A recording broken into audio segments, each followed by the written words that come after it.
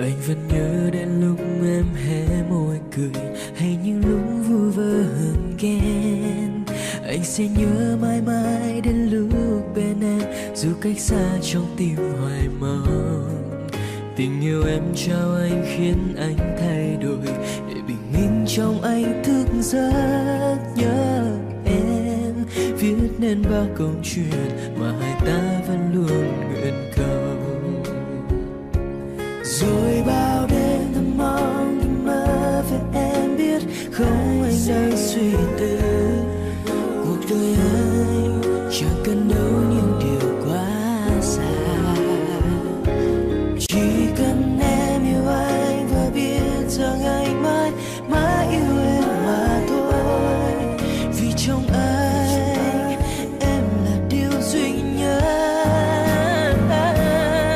dành cho em ngàn câu ca và thương yêu đó, dành cho em tia nắng ấm cùng bao cơn gió, dành cho em những đam mê tuyệt vời mà anh muốn nâng lấy trong giấc mơ. Mọi âu lo hãy quên đi vì anh ở đó, là chiếc bóng mong bên em dìu bước em đi. Ở trên con đường dài có hai chúng ta.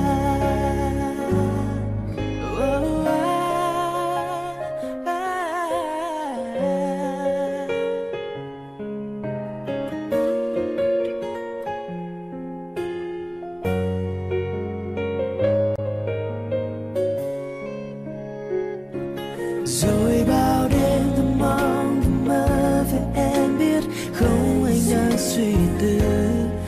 Cuộc đời anh chẳng cần đâu những điều quá xa, chỉ cần em yêu anh và biết rằng anh mãi mãi yêu em người ơi. Vì trong anh em là điều duy nhất,